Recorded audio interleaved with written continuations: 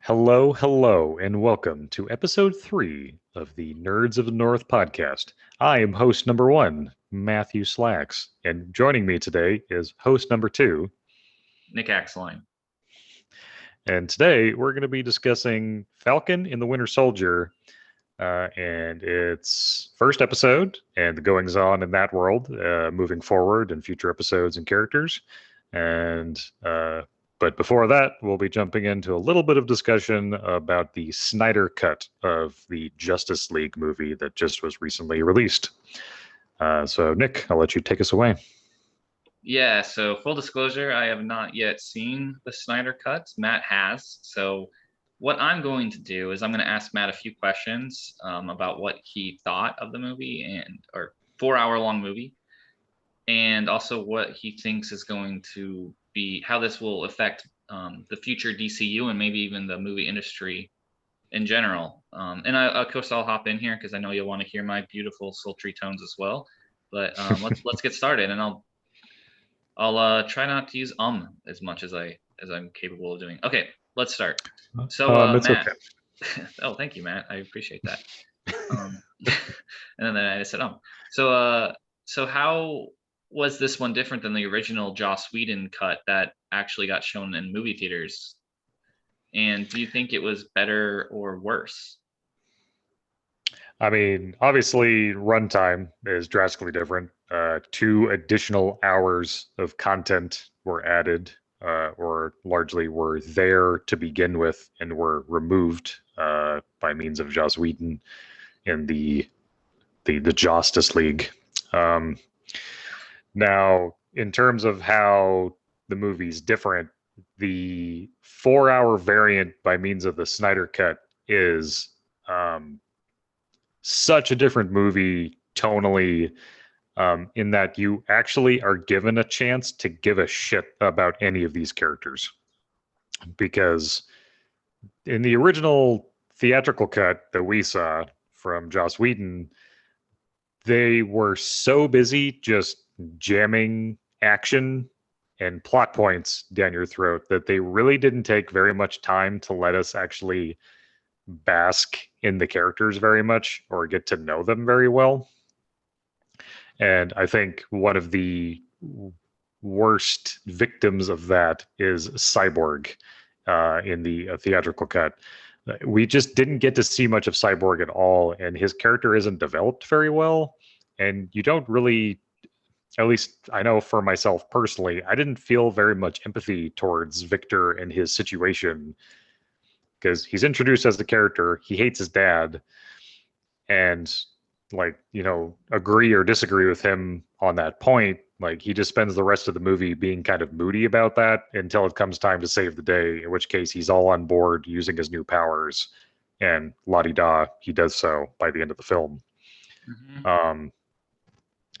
But we get a lot more character development on both the Flash and Cyborg in the Snyder cut, and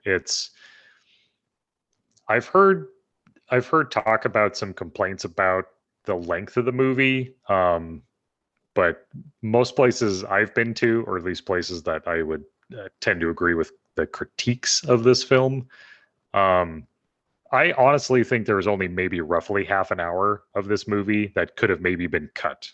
Like, I think a 3.5 hour version of this movie would be perfect in length.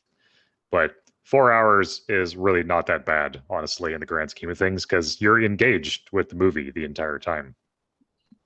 Yeah, I've heard this described as Zack Snyder's comic book version of the Lord of the Rings, essentially. Yeah, I can see the comparison.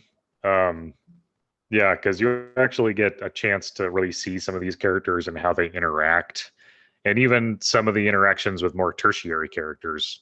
Like Alfred having actual conversations with Diana, Wonder Woman, and Superman, and just in general, like, you see more character development. You see more of why these characters are doing what they're doing and why they're motivated to keep pushing forward, to save the world, more or less. Yeah, it's interesting for me because Honestly, I'm more of a fan of DC comics than I am of Marvel comics, but Hmm. as far as movies are concerned, I'm much more engaged by the Marvel Studios offerings versus what DC has put out there as far as their Hmm. cinematic universe. Like there's some one shots that I love. Like I love the Joker. I think it's awesome. Hmm. Obviously, the Dark Knight is great, but that's not part of the larger universe if you don't think about it in context with like the multiverse. But Hmm. it's I think DC almost has higher highs in some regards to Marvel Studios. I don't think that's necessarily universally true. But Hmm. I just yeah, the comics as far as DC, I love that the feeling that essentially they're gods. Like in the DC universe, we literally have gods amongst us. Right. They're like I've heard it described as in DC they're gods trying to be humans, but in Marvel it's the opposite. Essentially like humans trying to be gods. I think I have that right. Does that make sense? But Yeah. No. 100%. I yeah, think that the DC universe of comics really does strike a tone with the Justice League in that they are a pantheon. They are, yeah, they are like the Greek gods walking amongst men. yeah, That theme is really heavily implied and shown to us in the Kingdom Come series from DC, um, in which the god, so to speak, the Justice League essentially moves away from Earth and essentially retires. And in the wake of their disappearance, yeah. Have you ever younger read heroes inhabit the Earth. yeah, have you read 52? It's really good. And it's been Mm, a little while since I've read it, but that's a really mhm. good series. I would highly Sure. recommend that one. Because it's essentially like what you said. It's like a year those heroes went away for a year and then you kind of follow the different DC tertiary characters like you were saying. What Mhm. they were like you follow like Booster Gold, like Black Adam has like his own nation, I think in Egypt. Sure. There's just all this kind of crazy stuff going on. It's just really kind of deeply fascinating. And in some regards, it's kind of like what Marvel Studios is doing right now with the Disney Plus shows because we're kind of getting to spend time with characters we don't usually get to spend time with Mhm. because the other Oh yeah. characters tend to take all the air out of the room. But it's yeah, it's exciting. Mhm. No, totally. Yeah, and I think if you haven't seen the Snyder Cut, I'd highly recommend it. I would describe it in its entirety this way. The Snyder Cut version of the movie is uh, wildly, like laughably better than the Joss Whedon version. That being said, it's still a bad movie. Like I want that to be made abundantly clear. This movie still is not very good. But if you're going to compare it to the Joss Whedon cut, it's not even playing the same Yeah. sport. Well, part of me wonders too, is it like really truly a fair comparison if one can be 4 hours long and the other one's like 2.5 hours probably? I don't know what that movie was, but like is that Well, really a and fair comparison? I would argue yes, because what ended up happening, I mean, the reason that Snyder moved away from directing Justice League was because of a tragedy within his family that his daughter took her own life, which, uh, in regards to reasons to not follow through on a project, that seems pretty fair. Um, and so Joss Whedon comes in to finish up production of Justice League. This movie was filmed. Like this 4 hours of footage was done. It was there. It just needed editing and sound design and all the other back end things that happen after filming's done. And then this movie could be put out. Joss Whedon, in all of his wisdom, found it necessary to reshoot certain scenes, to change up how certain characters look. Like your main villain of the movie, Steppenwolf, um, looks different between the two cuts. And quite frankly, the Snyder Cut version of Steppenwolf looks way more badass and evil than the Joss Whedon version. Yeah. And it's one of those things that where like the differences between the two are fairly minute, but like when you see the two different versions, you wonder why did Joss Whedon find this necessary? Like, why did he come in here and decide to take a knife to all of Joss Whedon's version of the original cut. Like, why? Um, Well, because he obviously thought it was better. yeah, he clearly had some idea of what he thought this movie should be, and quite frankly, Joss Whedon's humor um, doesn't translate well into the original cut. It's Uh, interesting how Joss Whedon has his star has truly fallen. Used to be beloved, but now he's despised. It's like, yeah, well, and I think honestly, like Zack Snyder isn't exactly a darling well, I of mean, Joss has cinema been either. accused of some pretty bad things. I don't really know everything, but I know he's been accused of being not very good to his female stars, to say the Yes, least. and I don't think that's surprising to a lot of people, perhaps based on how he sometimes portrays some of his characters. But Yeah. Which is an I aside. mean, We don't need to talk about that. I think that's too far yeah, off topic, probably. But but I'm gonna move on here. So mhm, so what do you think sure. this film means for the DC universe or cinematic universe going forward? And what do you think it means maybe for the film industry going forward? Well, regarding what it means for the DCU or the DC universe of films, that's entirely on Warner Brothers' plate. Um, I think the fan reaction to this movie has been hugely positive, and this is one of the, I think, rare occasions where like a fan outcry against against a studio or a director or a film or something along those lines like led to some actual positive change. And like in this example, fans wanted to see the Snyder cut of this movie, and they pushed hard for that online, and ultimately it led to us getting the Snyder cut. Yeah, it was And like I think this, memed into reality. yeah, exactly, right? Like the fans wished it into being, and the Snyder cut I think is the uh honestly, I think it's the superior version of Justice League, but that puts Warner Brothers in a very awkward situation because Henry Cavill has essentially walked away from his role as Superman. But there's been some rumor, from what I've heard, of him returning, but more of like in a cameo sense, um, for future films like the next Shazam, things of that nature. Which is all well and good, but you know, you can't exactly continue this MCU if you have to recast the whole damn movie. And because of real world problems with the actor who plays Cyborg, whom you'll have to forgive me if I don't remember that off the top of my head. I think he said that something Ray about how. Fisher. Yeah, oh, sorry. Yeah, you're talking about the actor's name. Something Mm-hmm. he had allegations against someone about how he wasn't properly managed or something like that. I don't. Well, it does come down to being treated like a piece of meat on set. And that actually ties back into the conversation we didn't necessarily want to get into with Joss Whedon. Okay. Um, but yeah, essentially, um, him having allegations against Joss Whedon and one of the producers of the film, of the original Whedon cut of the movie, um, Ray Fisher is kind of more or less has been cut out of the DC universe of films by Warner Brothers, to my knowledge at this point.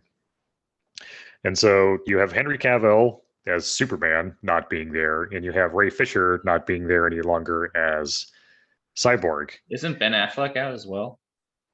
Pretty Ben much. Affleck, I think he's out of it for the time being, but my experience with him, at least in the news from what I've seen, is he jumps out and then jumps back in at a moment's notice. Like it would not surprise me at all if they offered him a Batman movie, deal, and I think he would take that in a heartbeat, quite frankly. Um, I'm kind of excited for the Robert Pattinson one, so I hope they don't do that. yeah, well, and I think the Robert Pattinson Batman movie, from my understanding of things, is that movie is going to be a pretty separate Yeah. entity, and it might even have its own. I've heard it described as a Batverse. Like we're going to have a separate like Batman universe series of I films. would dig that. I would like that. So. I agree. I think that would be a really cool concept for them to explore, um, because there's so many characters in the Batverse, that deserve fleshing out, and that you can really um, develop them and make a lot of really cool movies, if not TV shows. So if we're taking this down to its essence, so the issue that DC might run into going forward is that they've set up this massive universe, and this movie leaves a lot of cliffhangers or sets up something for the future that might not necessarily come to fruition.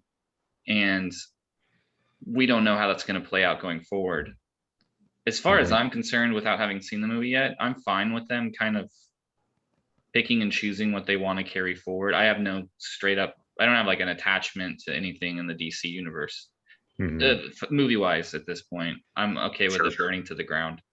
I'm not, I'm like, I like Zack Snyder. There's stuff that he's done that I've really enjoyed, but I don't like his kind of like his drab sort of like hyper masculine Justice League.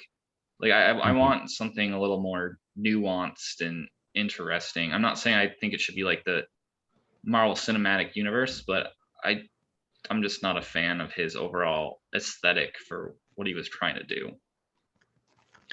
No, I tend to agree. I think that, like I said, the Snyder cut is so much better than the Whedon cut. But that being said, Justice League is still a bad movie. Fundamentally, it has a lot of problems, and I think you're right that it's a hyper masculine version of the Justice League.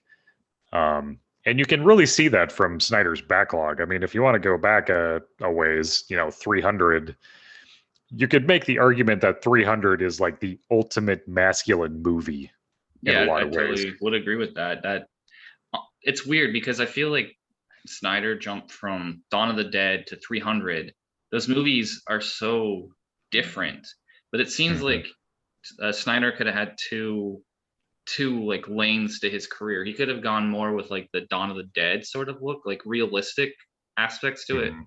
Instead, he went with like the 300 movie, which obviously is based off a comic by Frank Miller, Mhm. and he basically took that comic and put it on screen.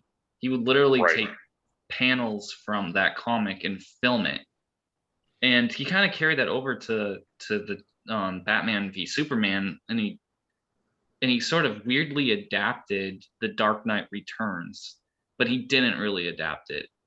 And I don't know, like I'm still sort of weirdly skeptical of Zack Snyder. Like I like the man fundamentally because I love Mhm. Dawn of the Dead. And I actually think I know I'm kind of out there, but I did like the Superman movie that he did. I think Man of Steel actually was kind of, Mhm. it's been a long time since I've seen it, but I remember being kind of moved by it. Mhm. But I don't know. I'm fine with them exploring other options. If it's a relationship between Warner Brothers and Zack Snyder, I'm okay with them being like, yeah, Zack Snyder, it was fun, but we're gonna explore other options, you know? We're gonna see other people. Yeah, exactly. You know, we well, maybe we can still have like a little relationship, but not like the you're not gonna be my one and only. We'll let you see Wonder Woman and Aquaman on the weekends. No, yeah, like I think, um, when you're looking at Zack Snyder being the linchpin all of this, I think it would be best for him to go by the Yeah. wayside. DC Um, needs their own version of Kevin Feige, and I don't think Zack Snyder is it. I don't know who could mm, be Kevin Feige, DC Universe Kevin Feige. That's a mhm, huge shoe to fill, but I don't think it's Zack Snyder. I think Zack Snyder is more of a filmmaker. Kevin Feige is more of a producer. He knows how to Yes. manage people. He knows how to like get like how to make like a story out of a bunch of different. It's like a mosaic essentially. He knows how to somehow make a story out of a mosaic of different creators, and Hmm. I don't know how you even figure out how to do that. Like, how would you put like a resume? Like, we're Warner Brothers. We're searching for our Kevin Feige. He has to know how to make a beautiful mosaic out of Out of disjointed pieces that yeah, have literally nothing to do with one another. yeah. It's like not something that's easy to find. And I don't even know what happened to the MCU if when Feige leaves eventually, but Hmm. yeah, I think it's an interesting interesting thought. But I just wanted to say too, like, since I asked you this question about film industry at large, like, how will this affect the film industry at large? And I think what we're trying to get at here essentially is now that the streaming services have become so ubiquitous, everybody has one. Everyone's commenting on like there's a Paramount Plus, there's Disney Plus, there's HBO Max, there's Yeah, uh, there's the Peacock, Peacock. There's there's yeah, Disney. Sorry, there's a Discovery Channel Plus. Like what? Come on, man. Like yeah. I like Discovery Channel, but I don't need to like spend money on that every month. But I guess what we're saying is that this filmmaker was able to come in and make a movie that was 4 hours long. It was completely his vision. As far as I know, the studio stayed out of it for the most part and just let him do what he was going to do. It was like Mhm. a love letter to the fans. He created something that he knew that his fans wanted, and he put it out there. So in the future, now that we're moving into almost a post, and I want to say this is it's kind of sad, but we're moving into like a post theater world. I'm sure that'll Mhm. change a little bit going into this year, but obviously 2020 changed a lot of stuff. Will that change how these genre films are put out now that perhaps like a filmmaker can make a 4 hour version of his movie and people are still going to watch it? That's an interesting question. I don't know. What do you think, Matt? I mean, I think the only reason that this version of Justice League is even remotely possible is because of streaming. Because there's no way a 4-hour movie would do very well in Yeah. theaters. And Like, also there's just no way. yeah, there's like the seat issue, like the bathroom issue. Okay, yeah, obviously you got to go to the bathroom, but also Mhm. apparently movies have to be a specific length for the theaters to make money. So like if you have a 4 hour movie, like you can't. It's going to affect what how many movies they can show a day. So that means they're going to be making less money potentially if they have the longer the movies are. Unless you have Oh yeah. like a franchise like the Avengers, which obviously no matter how long that movie's gonna people are gonna turn out in droves. But you just have like this kind of half-ass movie that it's kind of a genre thing. Maybe it's kind of cultish. I don't mean that in a bad way, but like if you're not gonna get like a million people to turn out to see this film, there's no reason why a movie has to be 4 hours long. But for a streaming service, that doesn't matter as much or at all, essentially. Oh yeah. Well, and even if in the MCU a 4-hour movie came out, movie theaters would still not be on board with that because, like you said, it's literally just a butts and seats problem. You need to be putting people into the movie theater, watching a movie, and then moving them out of the movie theater to put new people into the theater. It's Right. just pure, just moving people in and out, in and out, in and out. And with a 4-hour movie, you literally cut your capacity, generally speaking, of that in half. So the only way to fix that problem would be to charge twice what you would for one ticket, which for a lot of people, movies are already kind of expensive. You want to be charged like upwards of $35 for Excuse me. one movie ticket. Like Well, that's the issue before too is like, concessions or anything. as far as I'm aware, and I'm pretty sure this is accurate, most movie theaters, they don't make their money off the actual movie. They make their Mhm. money off like concessions. Yeah. So even if a movie was charging double the amount, doesn't necessarily mean that that's going to get translated into more money for the theater owners. Oh, for sure. Yeah. I mean, it would Yeah. be Maybe if they were you'd have charging for to. bathroom visits. Yeah, right. Well, no, I mean, you couldn't do like free refills on popcorn anymore or drinks or anything. Like, yeah, there it would be a fundamental shift in how Yeah. the movie industry did things, which I don't see that happening especially in a post-COVID world where the movie industry at large is suffering. Movie theaters are doing so poorly because people don't want to go sit in a movie theater with a bunch of strangers if they have to wear a mask or social distance or any of that. Yeah, I mean, and Like, it's not only that, like, governments, state governments have mandated that certain capacity mhm, for these venues. So 100%. Yeah. And I think that, like I said, streaming is the only reason this movie, because I can definitely say, like, I enjoyed this movie for sure. Um, but if you had told me that the only way for me to see this movie would be to go sit my ass in a movie theater for 4 hours and watch yeah. it with previews, be like 4.5 hours. No, not in a million Well, years would I I have done think that. originally even HBO Max was thinking about putting this out as like a almost like a limited series. So they would split the movie into 1 hour long individual episodes, which Hmm. for me personally, I kind of like that idea because it's hard even for me to contemplate sitting in front of my television for 4 hours. Like Hmm. I know this might come surprising, Matt, but I do have my own life. Like I want to go out and like experience the world. I want to like watch other things. Like it's hard Hmm. for me to sit, especially when the movie like Justice League has such muted colors and is such like a dramatic thing that like Hmm. I need to stay focused. Like it's just difficult for me to even contemplate that. Again, this is Now, off topic, and let's just move on to the mhm, next point. sure. So this is a quick one. So what were your what were your thoughts on the Joker? What's the guy's name? Jared Leto. Jared Leto's Joker. Yeah. So I'm gonna throw in a very brief spoiler moment here. I'm gonna go spoiler.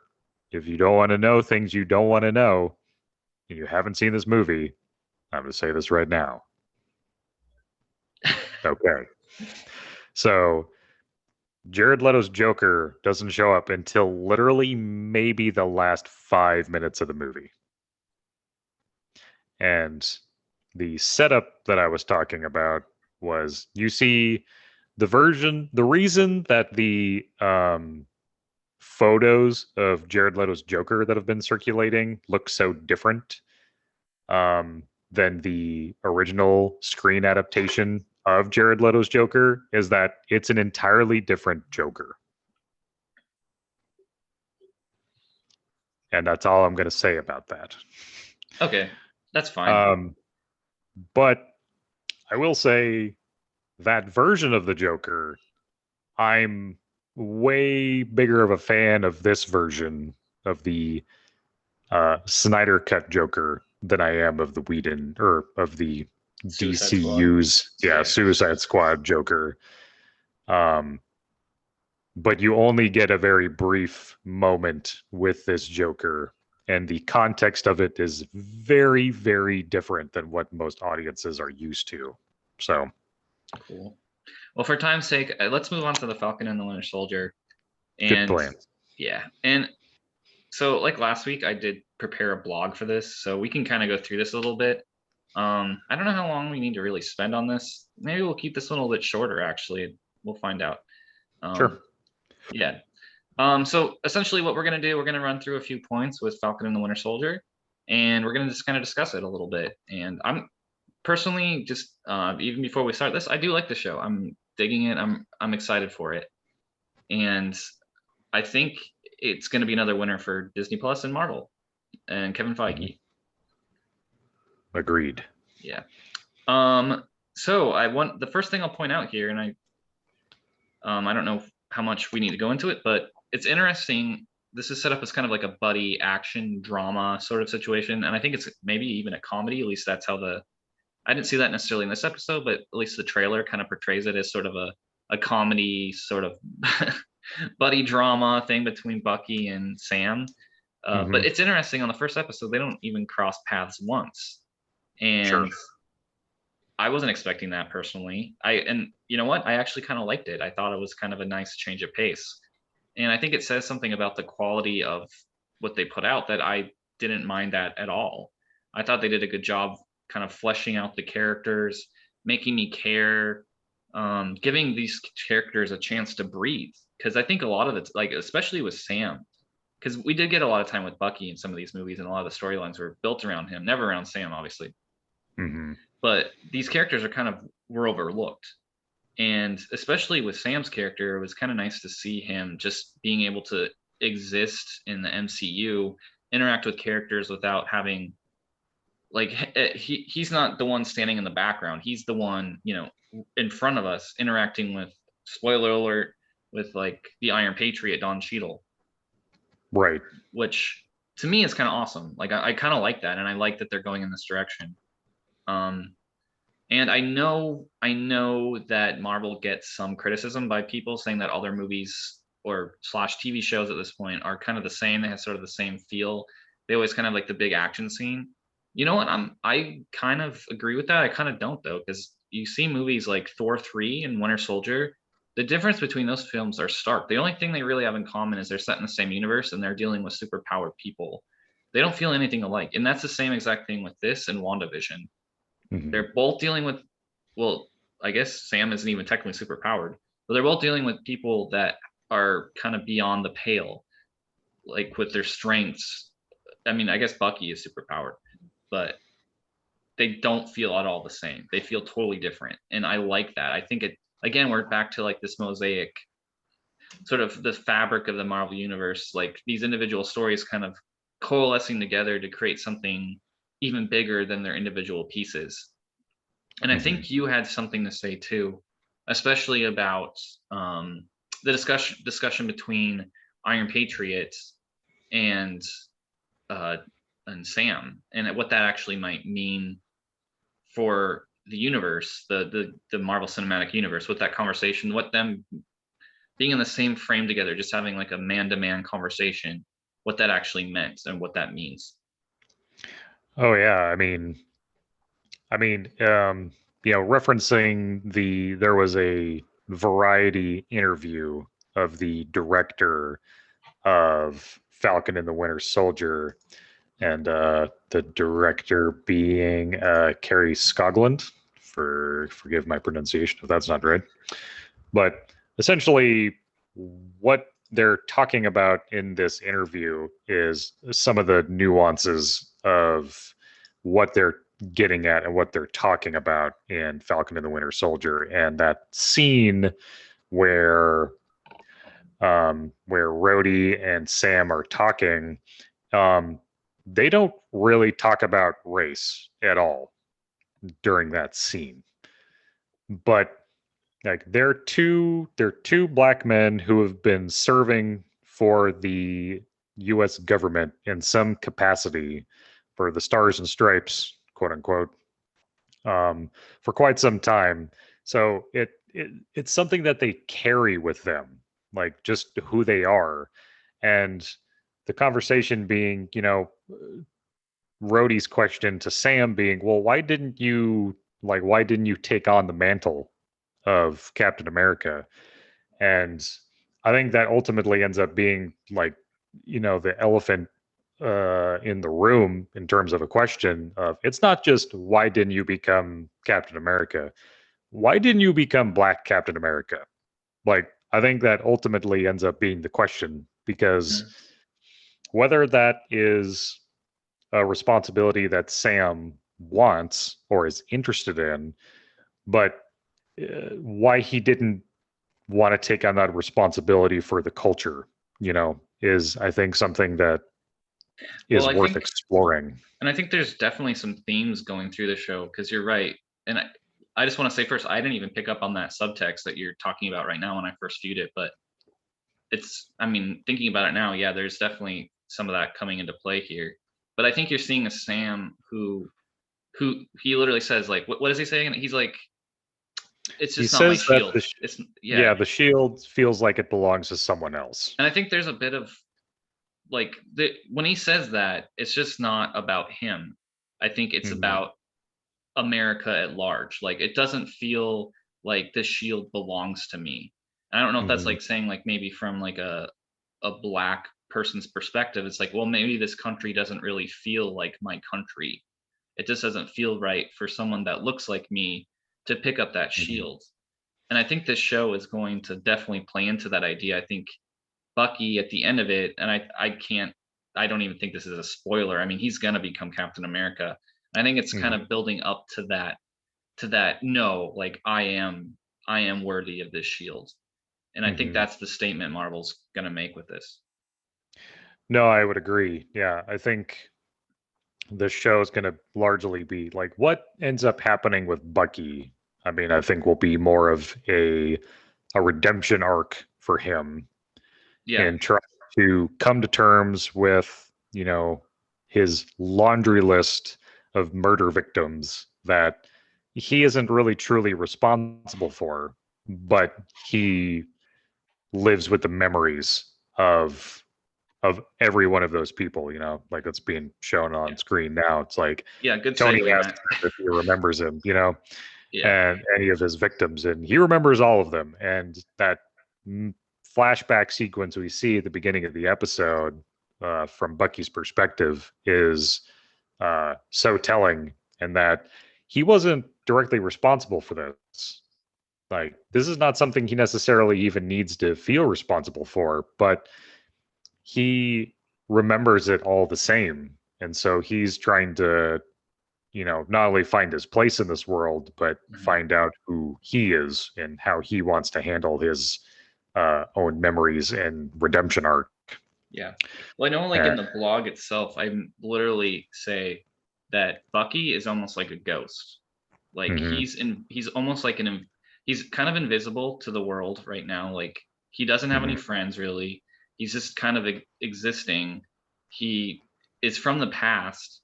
He's almost like haunting the MCU's world right now. Like obviously he's there physically, but emotionally, I think he's a ghost.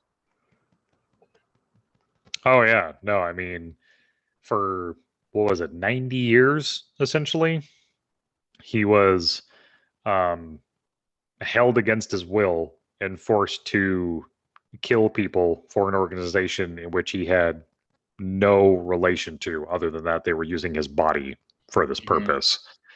And he didn't have a damn thing to do about it during that whole time period.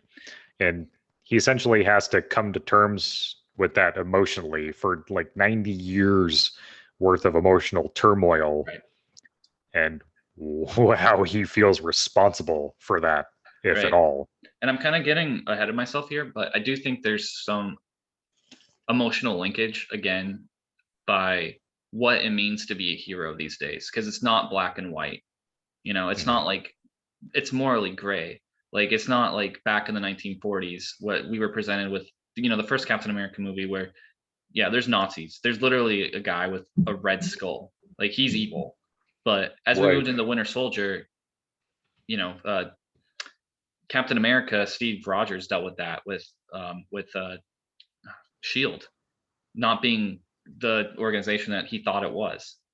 And this show is obviously continuing on with those themes. Like, what does it mean to be a good hero in today's world? It's not like, oh yeah, like we have this perfect specimen, white male, blonde, buff, great human being, kind, generous. Just doing completely altruistic. Like that isn't the Mhm. world we're living in anymore. And I, I mean, Rhodey overtly says that basically to um, Sam during that scene when Mhm. they're walking to the Smithsonian, looking at these old war posters and old artifacts of Captain America during World War II.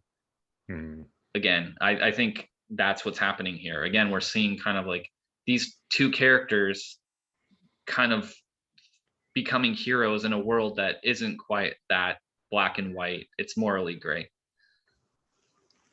Oh, absolutely. I mean, you see Steve Rogers himself going through that transformation, um, from when he originally became Captain America in the first movie, Captain America: The First Avenger, and where he comes to in Captain America and the Winter Soldier. He's Mhm. coming to terms with the fact that, like, the America that he represented and was so proud to represent, back during World War II, is not the America that, not only is it not the America that he remembers, that America's gone. This idealistic version of America is no longer present, Hmm. and how staunchly he wants to represent that is immediately put into question in his own mind of, do I want to be a part of this anymore? Right. and and I think we're seeing, or we're going to see, Sam Wilson going through that same um, arc, just through a different lens, with Falcon and the Winter Yeah. Soldier. Yeah. And I do want to say, so far, at least for me as a viewer, I do find Bucky's conversations with his therapist, the progression that he's made with, or lack of progression that he's made, helping the older man, Yori, I believe his name is, Hmm. just crossing those names off his list of people that he wants to help that he harmed in the past. I made the comment here that it's almost like Arya from Game of Thrones, but it's a redemption list rather than a revenge list. So Right. he's crossing those names off, like trying to redeem himself, and he's not getting there, which I find Hmm. pretty emotionally moving. I'm gonna like I'm gonna just read this comment from Reddit verbatim because I thought it was great. Hmm. Um, anyway, so it kind of just shows you what a good guy Bucky could be. So the fact that Bucky is no way responsible for what he did while brainwashed and is therefore in no way morally obligated to make amends to the victims of the Winter Soldier is what makes it even more praiseworthy that he feels like he has to do it anyway. Look back at his appearance in the first Avenger, rescuing Steve from a bully in an alleyway, and then going out of his way to get his shy friend Steve a date, but leading Steve to believe that Steve was the one doing him a favor. And you can see who Steve was trying to be more like when he became Captain America. Bucky wasn't just Steve's friend, he was his role model. And half the reason the Winter Soldier was such a good sniper is because Bucky had a lot of practice sniping the guys that got the drop on Steve on the battlefield. Even when Steve gained actual superpowers, Bucky still made it his job to keep an eye on him.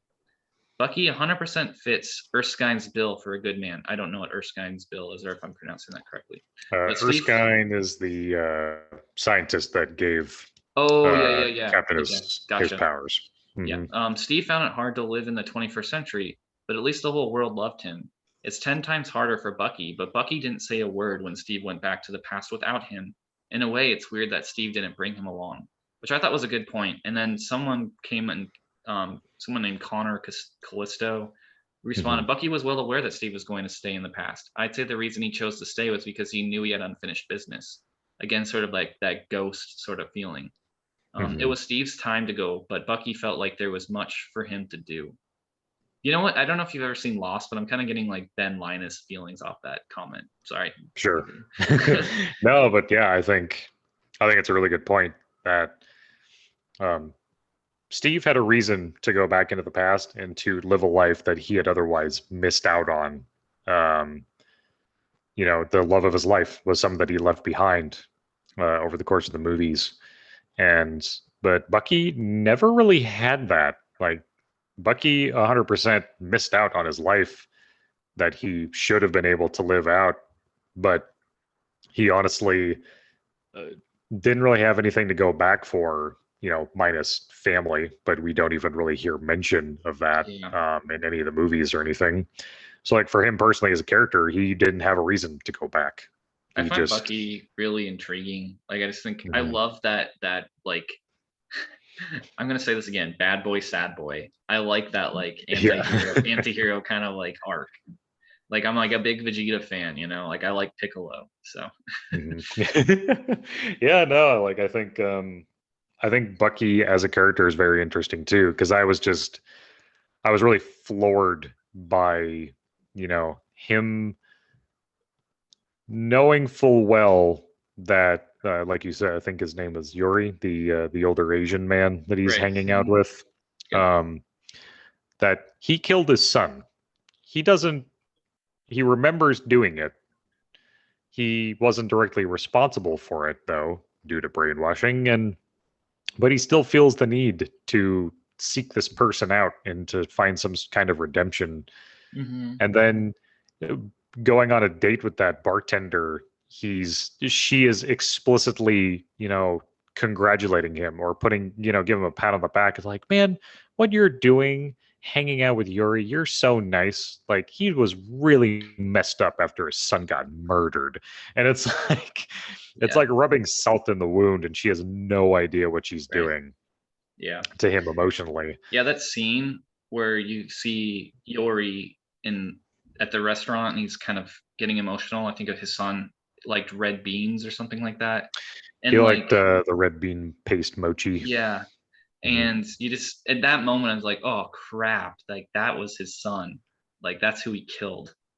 Right. That's when I realized what was going on. I'm like, oh man, poor Bucky. Like Hmm. I really did kind of have that, and like props to the filmmakers and the writers. Like I did kind of like a heart sinking or stomach drop or whatever you going to call it. Like, oh man, that Hmm. sucks. Oh, 100%. I had the same moment. I was just thinking, oh my God, that was his son. That Yeah, is awful. yeah. Like, All right. but Do you have anything else to add about that, man? I'm gonna move on real fast. yeah, no, I mean, I Okay. think, Yeah, I think this one won't take too long. Well, actually, no. There's something I want to kind of cover in it. But who are the Flag Smashers? So yeah, we did see the Flag Smashers get introduced. I don't know where the show's going with it, but the Flag Smasher is based off a character in the Marvel 616 universe, which is the main Marvel Comics universe. It's actually based off one guy. And here, I'll load this up. What it says, this is him. He is wearing that white spandex suit with the black cape. Not, yes. not the greatest looking outfit. Actually, I don't hate it.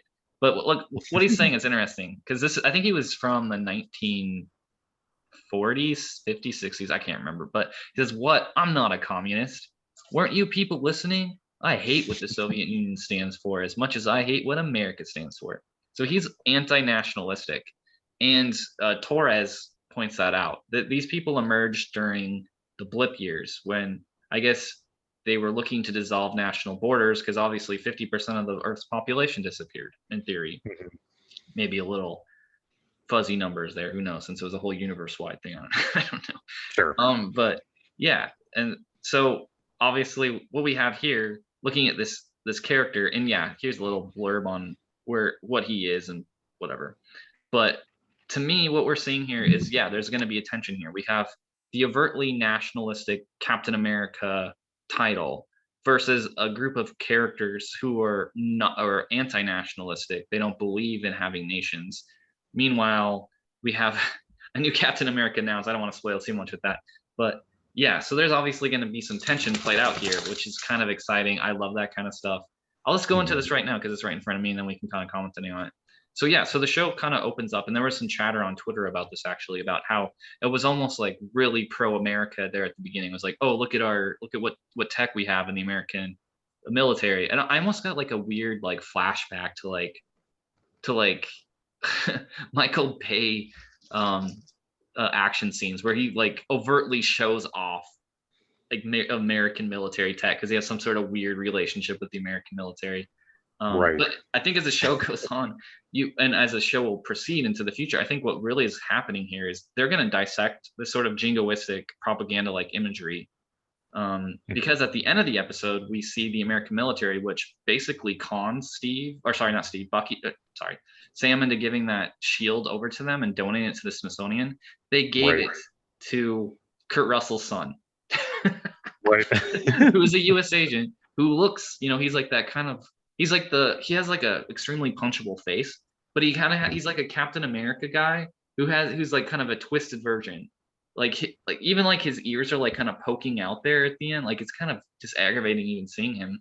Yeah. Um, Well, I mean, his name, you do get his name during there's a brief um, still of an image right before the credits or maybe during the credits. So I believe that's John Walker. yeah, I think that has been announced. And again, I don't mean to say just Kurt Russell. I think that's also Goldie Hawn's son. Hmm. So I Yeah. think he is I mean, actually he's a half brother to Kate Hudson, if you wanted to know.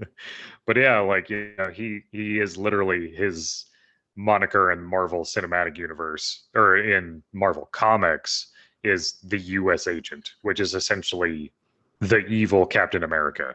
Like, Yeah. And apparently and in the comics, there's a little kind of gray area too, whether he goes back and forth between being kind of like an anti-hero to just a plain old villain, I think. Hmm. But yeah, But yeah, I mean, that goes back to like, Sam not being comfortable taking on the mantle of Captain America. And I think that, like, race conversation aside, I think Sam's being sincere in that he doesn't want to be Captain America, and it's not because of the color of his skin. It's because he has a respect for Steve, and he thinks that ultimately that Steve's gone, which means that Captain America's gone, and that's as far as it needs to go. yeah. So, which is why I think he donated the shield in the first place, was because, well, my friend Captain America died. This shield isn't mine to wield because he's not here anymore. Well, we And actually don't know what happened to him, but mhm, the Captain yeah, America, he could be oh alive. yeah, We I don't know. mean, to be fair, yeah, he's out of the game, we'll say.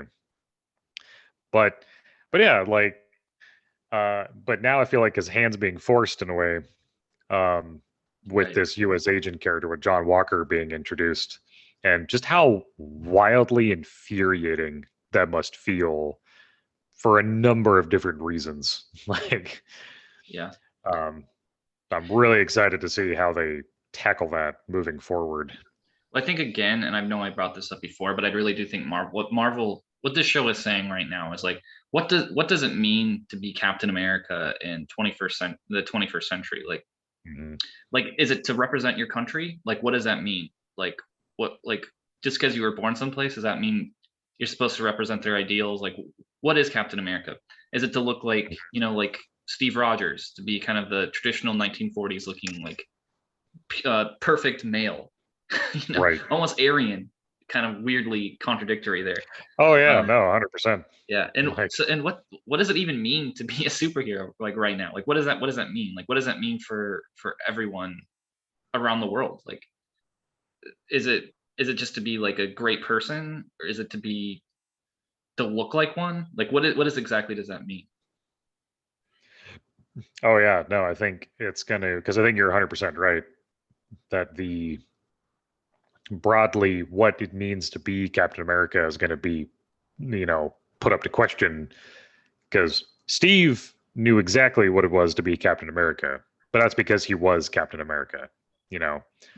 And but what does that look like to be not only like a very public facing character, but to um, drastically change, like, it's not Steve Rogers anymore. It'd be Sam Wilson. And what does Sam want to bring to that mantle? Like, what does he want to do as his character? Does he even want to be that character, really? Yeah, Because, like, as we know in the world at large, in the real world, the black community has not been treated well by the U.S. government and by U.S. citizens alike, at least in the U.S. So it's not like he's jumping at the bit to be representative of this institution. yeah. All right, let's move on. So this one probably won't take too long. I didn't know this before I started doing a little bit of research, but apparently, Joaquin Torres. So that's the guy, Mm-hmm. the military guy. I think I don't know if he was in the army or if he was part of the Air Force, but he was on the ground um, while Falcon was basically taking out what's his name, Batroc the Leapers, Mm-hmm. which I guess Right. he really did leap pretty well in this episode. He was leaping all around That's out of true. airplanes and all kinds of stuff. But he apparently in the comics he does become the Falcon. So this character does. So yeah, I think at the end of the show, this Torres is going to become most likely the Falcon or be set up to become the Falcon in the future. Mm-hmm. And I don't really have much to add to that, but Yeah, no, I interesting think to say. given your research on it, I think that that is a distinct possibility. Yeah. Um, It's weird too, because in the comics, he's literally like a hybrid between a bird and a person. right. Which I definitely don't think that Marvel's going to do. It's Yeah. like they're going to strap a backpack with some wings on into his back and go like, "You're the Falcon now," and he'll be Yeah. like, I "Okay." mean, if they made him like a copy of like Rick and Morty's bird person, I wouldn't be offended. I would be wildly offended by that. All right. So here's my initial thoughts of that first episode. If I have any criticisms, and I do have a criticism, and maybe it's just a personal thing, but we'll go into it. So yeah, I like the show. Like I think that's pretty obvious from my comments on it. If I did have a criticism, it would be this. So I am not necessarily a huge fan of Sam's arc that he's on with his sister and his family's boat. And it was bugging me for a while because there's just something about it that felt sort of forced to me, or even like it was kind of like, I don't know, just didn't feel right. It felt kind of fake. And I've actually noticed this with other stuff that Marvel's put out. Like the kid characters in the Marvel universe are not like real children.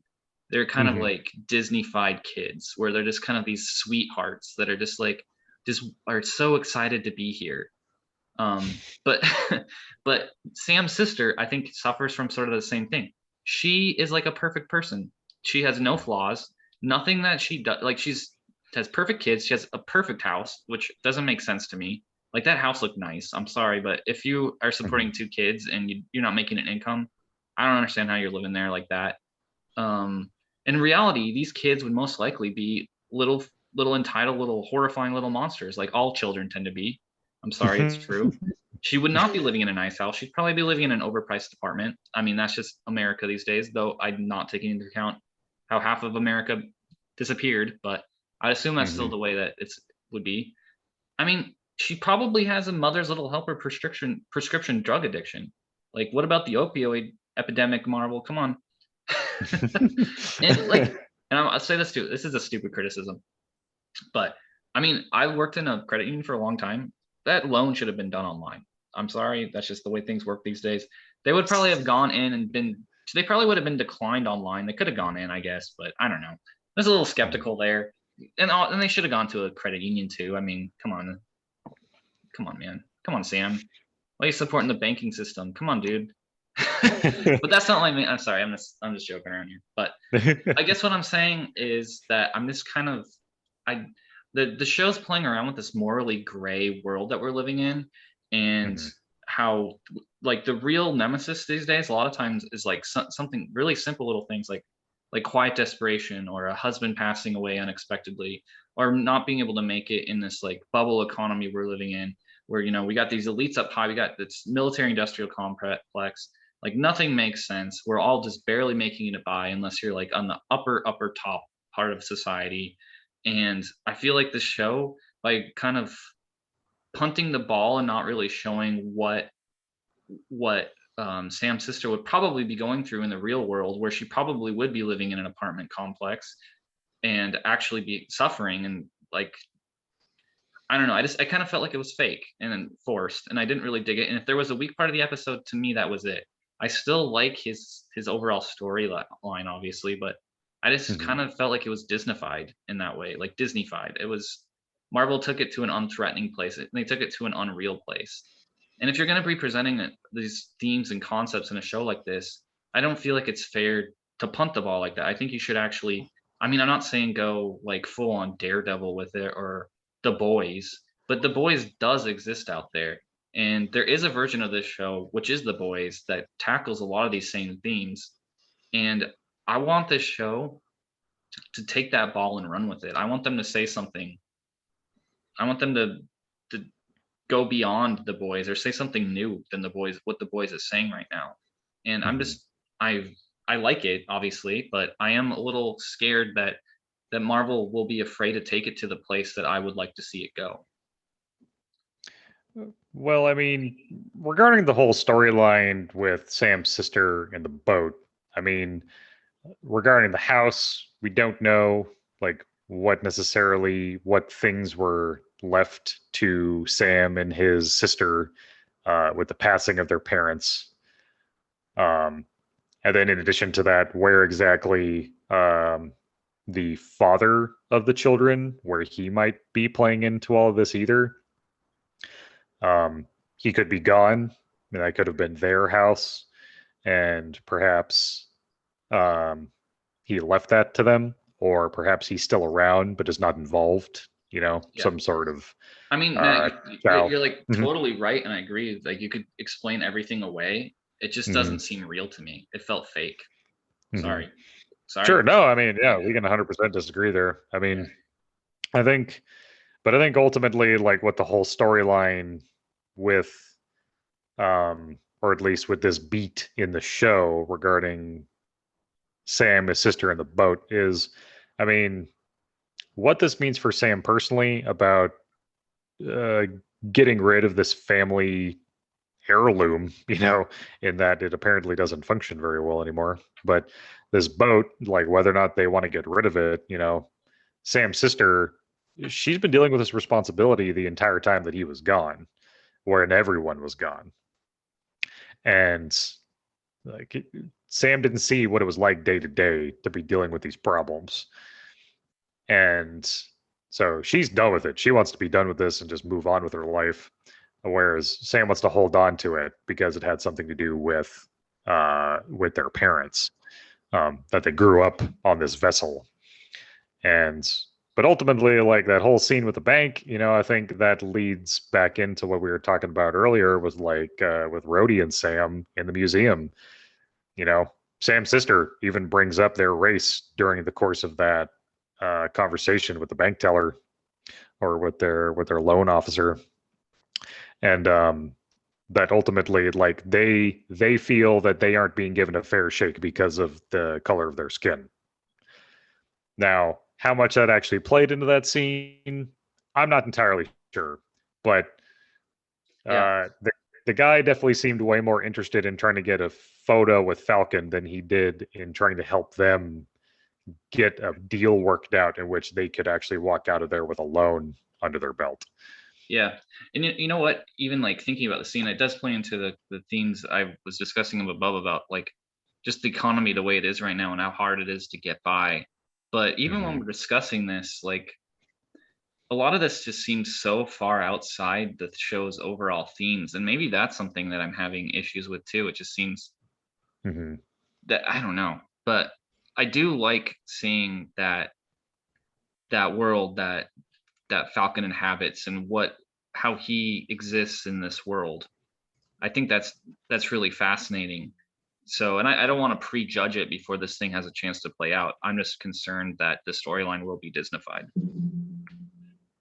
Yeah, no, and I think, I don't know. I mean, what overall themes they decide to tackle in the show, I'm not entirely sure, but I think that Sam's sister might act as a bit of a surrogate for us to get an idea of what it was like for your average everyday person during the time of the blip, you know.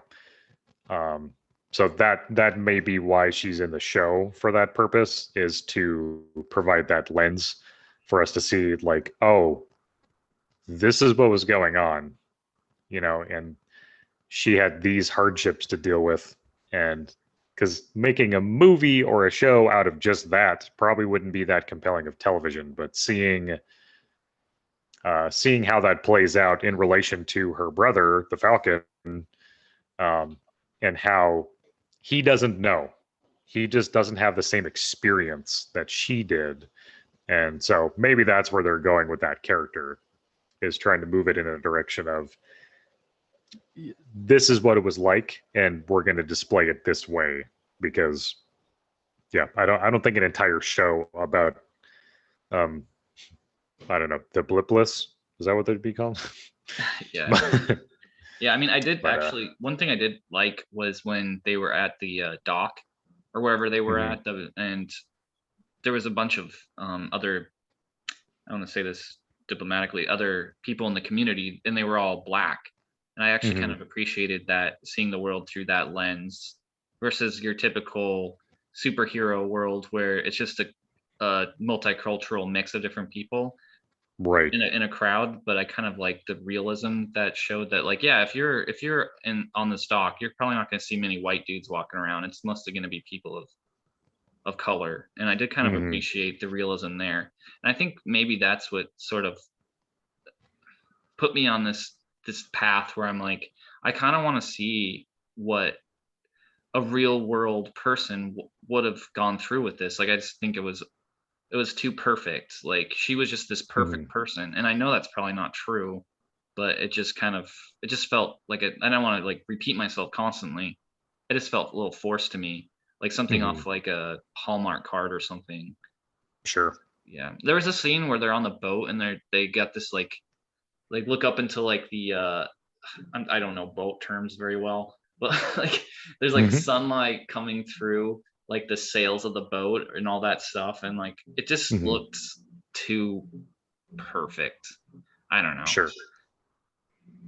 Yeah, but I mean, I didn't get the I don't same want to say vibe, I don't but want to I Mhm. liked it. I don't want to be negative. I liked it. No, yeah, I think ultimately, I think they're off to a great start. Um, I know that I personally was putting my money on Don Cheadle being the cameo in the show because I heard previously that there's a big cameo in the show. It's a big Yeah, Marvel character, from and me. I'm like, I bet it's Don Cheadle. Like, there's no way it's not Don Cheadle. Yeah, you heard And it from me last week on the podcast. yeah, um, really, I don't remember that at all. Yeah, it was at the end there. Yeah. But but yeah, no, like I think they're on a really cool track. I think that Marvel has already hit it out of the park regarding WandaVision, and I think we're going to be equally as pleased with Falcon and the Winter Soldier moving forward. I think they have some cool story to tell, and I'm really excited to see what they do with it. Yeah, and coming up too, we got Zemo coming back Hmm. from Civil War, Sharon Carter coming back from Winter Soldier and Civil War. So I'm pretty excited to see them get reintroduced and recontextualized in a post blip world. Hmm. So I'm also curious what building block they're using, because apparently this show's, according to the writer, I think he said that it was 3 or 4 shows that this show is building into. So I'm kind of curious where that's going. I gotta think it's the Interesting. overall themes, because it just seems like these 2 shows, if I'm gonna link them together at all, when I say 2 shows, I mean WandaVision and the Falcon and the Winter Soldier, is there's a theme of how you deal with trauma.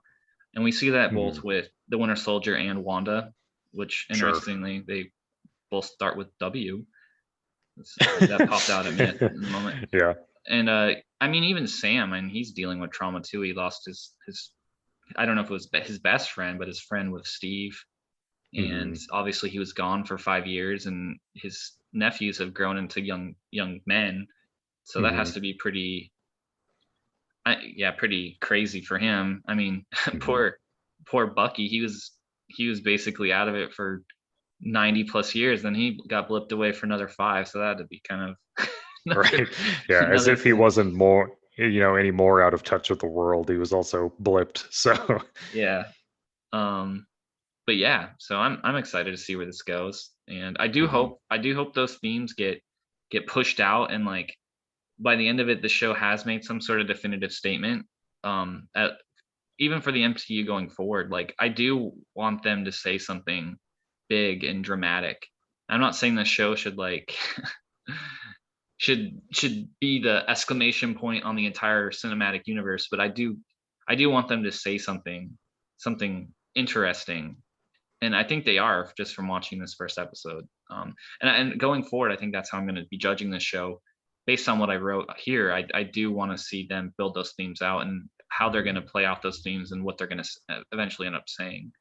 And also, I want to be entertained because I that action sequence up top on that episode is pretty great. Like they did a good job. I wouldn't even know I was watching a TV show. I would think I was watching a movie when I saw that. So For sure.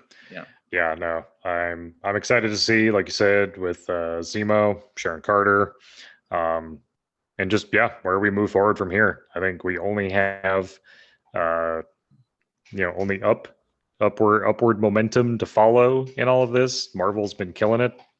I don't think we're going to be disappointed.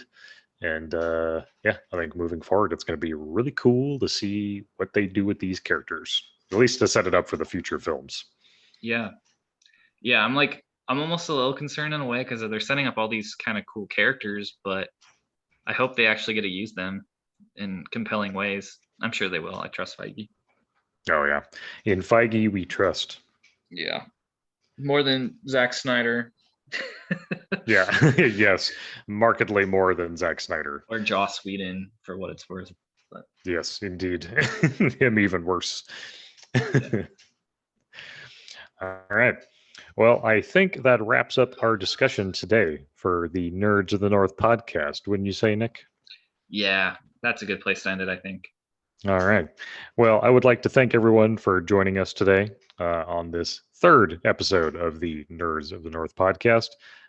We hope that you enjoyed this episode, and please listen to our previous episodes if you haven't. And we look forward to you listening to future episodes.